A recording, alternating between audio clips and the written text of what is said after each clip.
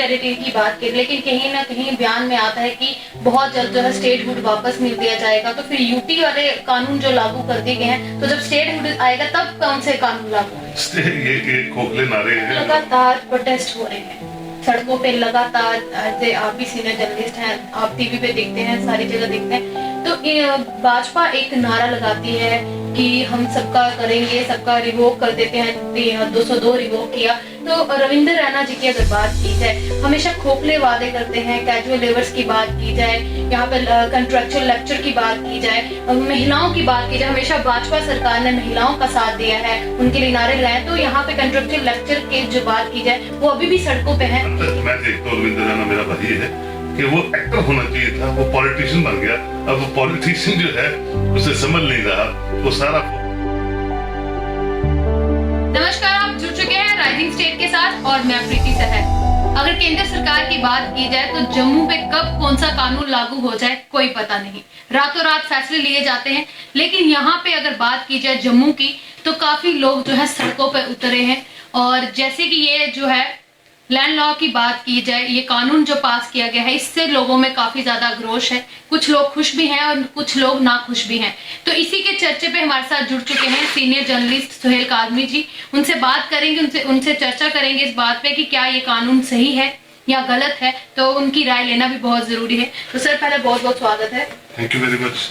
तो सर, क्या कहना चाहेंगे आप, जिस तरीके से ये लॉ जो है रातों रात आया? हमेशा केंद्र सरकार जो लॉ लाती है, कुछ भी पॉलिसी लाती है, रातों रात लाती है, तो एक किस्म की जम्मू पे जो है थोप दी जाती है। तो इस पे क्या कहना चाहेंगे? देखिए सहर जी, आपने ठीक बोला। जब हम यूनियन टेरिटरी में आए और अब थोड़ी सी कोविड-19 की सिचुएशन से थोड़ा सा उबर रहे, तो गवर्नमेंट ऑफ इंडिया और खासकर जबकि नए एसजी साहब आए हैं, जो कंसीव की थी गवर्नमेंट ऑफ इंडिया ने चीजें, अब वो जो कंसीव थी वो ग्राउंड पे लानी थी। तो ग्राउंड पे लाने के लिए सबसे पहले लैंड, ये जो लैंड का एक इशू था, जिसको हम रोशनी एक्ट कहते थे या कुछ और तरीके से हम इसको आजकल मीडिया हाउसेज यूज कर रहे हैं नाम, कोई लैंड जहाज बोल रहा है, कोई कुछ बोल रहा है। तो इस पे उन्होंने एक ऑनरेबल हाई कोर्ट ने एक डिसीजन दिया और डिसीजन के बाद कहा कि ये रिट्रीव करनी है सारी लैंड। कोई बुरी बात नहीं, अगर कोई जमीन, सरकारी जमीन या फॉरेस्ट लैंड इंक्रोच करता है, करना तो उसी वक्त चाहिए क्योंकि यहाँ पूरी एडमिनिस्ट्रेशन काम करती है, फॉरेस्ट डिपार्टमेंट्स हैं, बाकी डिपार्टमेंट्स हैं। लेकिन अब जब कि सारी इतने हजारों कनाल जमीन जब आपने एक्वायर की हुई है, उसको मतलब गलत नाजायज तरीकों से हथियाया हुआ है, तो उसमें हाई कोर्ट ने कहा है कि हम इसको विद इन 6 मंथ रिट्रीव करेंगे, वापस लेंगे। और ये सीबीआई को हमने ये जांच दी है और हर 6 हफ्ते बाद इसकी रिपोर्ट लेंगे। अब ये एक तरफ से तो बहुत अच्छा है, अच्छी बात है, गवर्नमेंट की जमीन है, फॉरेस्ट की लैंड है, वापस होनी चाहिए। लेकिन इसमें 2-3 तरह के पहलू। एक पहलू ये है कि जमीन इंक्रोच करने वाले 10 लोग होते हैं और जम्मू कश्मीर भी पूरे भारत की तरह उस गुर्बत वाली स्टेट है जहां आम लोग घर बनाना एक उसके लिए सपना रहता है। तो कोई 1 मरले में घर बनाता है, कोई 2 मरले में, कोई 5 मरले में, कोई 10 मरले में। और ये जितनी हजारों कनाल जमीन लोगों ने इंक्रोच की और फिर इनोसेंट लोगों को बेची है, गरीब लोगों को बेची है, मिडिल क्लास लोगों को बेची है, एपीएल लोगों को बेची है, बीपीएल लोगों को बेची है, वो लाखों के हिसाब से। तो मेरे हिसाब से प्रीत नगर, त्रिकुटा नगर, नानक नगर, ये सब स्टेट लैंड्स थी और अल्टीमेटली इनको रेगुलराइज किया गया। तो मेरा भी यही अंदाजा है कि जहां तो कंस्ट्रक्शन बड़े फुल स्विंग में हुई है, इनको भी, सरकार को भी और ऑनरेबल हाई कोर्ट को भी उसका नोटिस लेना होगा कि उनको कैसे रिहेबिलिटेट करना है विद नॉमिनल अमाउंट, कि उनको वो स्टेट लैंड जो है रेगुलराइज है। और जिन लोगों ने ये बेची हैं या इंक्रोच की हैं और आगे भी करने की वो फिराक रखते हैं, क्योंकि इंक्रोचर कभी रुकता नहीं है, उसको इससे अच्छी खूबसूरत इंडस्ट्री को दिखती नहीं, उनके लिए लॉज होने चाहिए। Those all people should be booked under strict laws और लाइफ टाइम इम्प्रिजनमेंट होनी चाहिए, ताकि आगे से कोई ऐसी हिम्मत ना करे कि गवर्नमेंट प्रॉपर्टी को इंक्रोच करने की या गवर्नमेंट लैंड को इंक्रोच करने की या फॉरेस्ट लैंड को इंक्रोच करने की। ये सब रोज जो है, कहीं ना कहीं ये जो काम होता है, ये गवर्नमेंट भी तो बीच में कहीं ना कहीं इन्वॉल्व रहती है। ऐसे कोई इंसान, आम इंसान तो ये चीज कर नहीं सकता ना। ये नेक्सस होता है बिटवीन एडमिनिस्ट्रेशन, जो उस वक्त के डीसीज होते हैं, एसडीएम्स होते हैं, पटवारीज होते हैं, और लैंड ग्रैबर्स का। ये नेक्सस के बिना तो काम हो नहीं सकता। एक शरीफ आदमी जो आम सभ्य सिटीजन है हिंदुस्तान का, वो जमीनें ना तो इंक्रोच करता है ना उसको ग्रैब करता है। ये तो बदमाश लोग होते हैं एडमिनिस्ट्रेशन में भी कुछ गुंडे बदमाश एलिमेंट बैठे होते हैं, जो करप्ट एलिमेंट्स होते हैं, ये उनके नेक्सस से सब कुछ होता है। उनको आइडेंटिफाई करना चाहिए, उनको पकड़ना चाहिए, किस किस टाइम पे किस किस एडमिनिस्ट्रेशन के लोग इन्वॉल्व थे, उन सबको बुक करना चाहिए। They should be sacked from their services, ताकि आगे एक जो रोड मैप है, और एसपी साहब इस वक्त यहाँ बड़े पीपल फ्रेंडली हैं, वो लोगों को साथ लेके चलना चाहते हैं। और मैं समझता हूँ कि आगे से ये रास्ता जो है कवायद बंद तभी होगी जब ये सब लोग बुक होंगे और इनको लंबी लंबी जब सजाएं होंगी और कहीं कहीं इनको पेनल्टीज भी पड़ेगी, तो मैं समझता हूँ आगे से ये सर भूमि कानून की अगर बात की जाए, बाहर के लोग जम्मू कश्मीर में आके जगह ले सकते हैं, तो ऐसा कानून क्यों नहीं कि जम्मू कश्मीर से लोग जो है बाहर जाके जो जमीन खरीद सकते हैं, ऐसा कुछ है? नहीं, आप खरीदिए, दिल्ली में खरीदिए, मुंबई में खरीदिए, किसी ने मना नहीं किया आपको। आप पैसा लीजिए, जहां मर्जी जमीन खरीदिए। वैसे ही जब हम अभी चाहते हैं, जो मैं देख रहा हूँ, इसको आप डेमोक्रेटिकल चेंज समझिए कि मुस्लिम स्टेट थी, इसको भी हिंदू स्टेट बनाना है, वो तस्वुर है दिमाग में। दूसरा ये है कि सत्ता हमेशा कश्मीर रही, जम्मू आनी चाहिए, वो भी एक तस्वुर है। देखिए, जो भी सरकार आती है जिस भी ढंग पे, चाहे मुगल थे, बादशाह थे, महाराजा थे, वो जब जब अपनी हुकूमतों को चलाते हैं, जब जब उनका पावर कॉरिडोर में उनका बोलबाला होता है, तो वो हर खिते को, हर रियासत को अपने ढंग से चलाना चाहते हैं।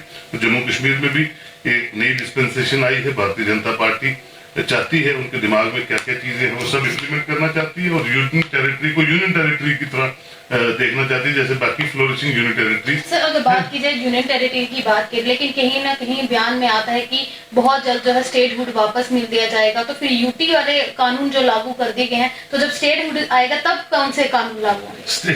ये खोखले नारे हैं। अगर अब स्टेटहुड आ भी जाएगी, अब आपने स्टेटहुड को यूनियन टेरिटरी में लाके इतने बड़े ऑपरेशंस कर दिए हैं, इसके अपने लॉस चले गए, इसका फ्लैग चला गया, इसका स्टेट का सब कुछ जो बेसिक फैब्रिक था इस रियासत का, वो रियासत तो रही नहीं यूनियन टेरिटरी। अगर आप स्टेटहुड ले भी आएंगे तो एक खोखला जो स्टेटहुड होगा, वैसी स्टेटहुड नहीं होगी जो 2018 में थी या 2019 में थी। लेकिन शायद प्राइम मिनिस्टर या उनके होम मिनिस्टर ये कुछ ऐसी चीजें करे, जब ये लोग सब सड़कों पे हैं, तो कहीं ना कहीं उन्होंने माना कि हमसे कहाँ कहाँ गलतियां होती हैं, तो कुछ रूल जो सुबह जो लॉस लाए थे, शाम को रोल बैक भी किए। क्या पता कोई फ्लेक्सिबिलिटी उनके ब्रेन में आए, या कोई एडवाइजर उनको एडवाइस करे कि साहब इस तरह से रोष बढ़ेगा, इस तरह से आपको सीटें नहीं मिलेंगी, इस तरह से तबाही की तरफ चला गया जम्मू कश्मीर। और हकीकत में पूरा जम्मू कश्मीर इस वक्त जो है तबाही के कंगार पे है। बच्चे परेशान, बुजुर्ग परेशान, एम्प्लॉयज परेशान, मजदूर परेशान, दुकानदार परेशान, कोविड की सिचुएशन से परेशान, ऊपर से ये जो चीजें रोज रोज नई ला रहे, इससे हर बंदा परेशान। सर अगर जिस तरीके से कोविड चल रहा है, यहाँ पे बंदोबस्त नहीं है प्रॉपर, लेकिन कानून जो है नए पे नए, पॉलिसीज नए पे नए निकाले जा रहे हैं। डोमिसाइल की बात की जाए, पीसीआर की बात की जाए, यहाँ पे जो है नहीं चाहिए लोगों को बाहर, तो यहाँ के जम्मू के लोगों के लिए डोमिसाइल बनाना, ये क्या?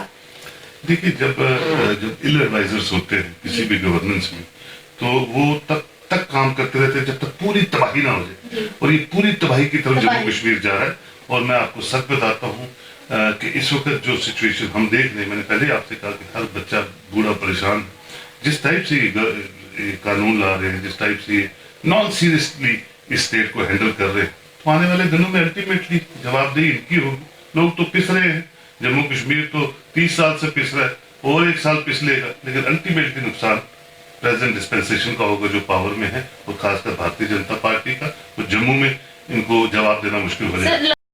प्रोटेस्ट हो रहे हैं सड़कों पे लगातार, आप भी सीनियर जर्नलिस्ट हैं, आप टीवी पे देखते हैं, सारी जगह देखते हैं, तो भाजपा एक नारा लगाती है कि हम सबका करेंगे, सबका रिवोक कर देते हैं, 202 रिवोक किया।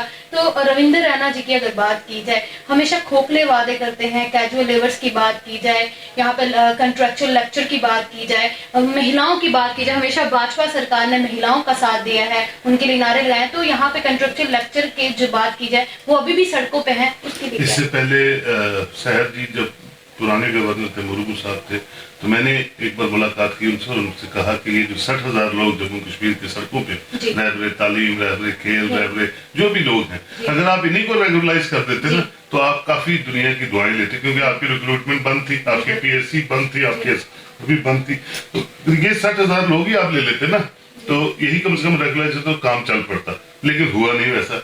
अब रही रविंद्र रैना जी की बात, तो रविंद्र रैना जी बड़े अच्छे भारतीय जनता पार्टी के प्रेसिडेंट है, क्योंकि प्रेसिडेंट को 24 घंटे बोलना है, कुछ ना कुछ बोलते रहना है। ही शुड बी न्यूज, वो अब प्रॉब्लम ये है कि वो नेगेटिविटी की न्यूज में रहते हैं, ये बदकिस्मती है। लेकिन जहां तक मैं देखता हूँ, अरविंद रैना मेरा भाई है कि वो एक्टर होना चाहिए था, वो पॉलिटिशियन बन गया। अब वो पॉलिटिशियन जो है उसे समझ नहीं रहा, वो सारा फोकस इसको, बाकी पार्टीज तो है नहीं, तो एक रविंद्र रैना है और उसको भी मजा आता है जब तक वो कोई बयानबाजी ना करे दिन को 4-5 बार, तो उसको मजा नहीं आता। तो ये कभी कभी तो अच्छा लगता है, लेकिन ज्यादातर नुकसान उसी पार्टी को होता है जिसका पार्टी प्रेसिडेंट नॉन सीरियसली जवाब देता है हर एक।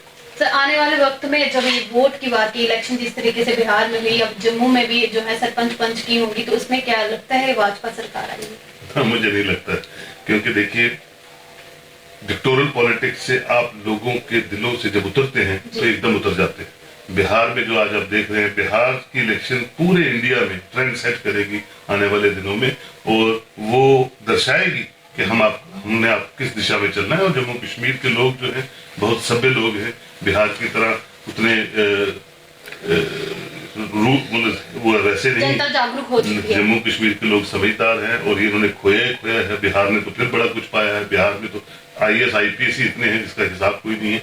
जम्मू कश्मीर के लोगों ने खोया, एक जनरेशन हमने खो दी, सड़कें खो दी, एम्प्लॉयमेंट खो दी, जमीन खो दी। ये मुहिम चलती रहेगी अब, या कोई रोकथाम होगी? अल्टीमेटली रोकथाम होगी। अब ये रोकथाम की तरफ ही हम जा रहे हैं। जब वॉल्केनो फटता है एकदम, तो कहीं ना कहीं रिहेबिलिटेट होने की चीजें शुरू हो जाती है। अब हम उसी की तरफ चल रहे हैं। 1-2 बिल और आएंगे जिससे जम्मू कश्मीर का पूरा तबाही होगी, और उसके बाद अल्टीमेटली जब आप इलेक्शन करवाएंगे तो रोड मैप आपके सामने होगा, तो जम्मू कश्मीर फिर जाके एक नई दिशा में चलने की तैयारी में होगा।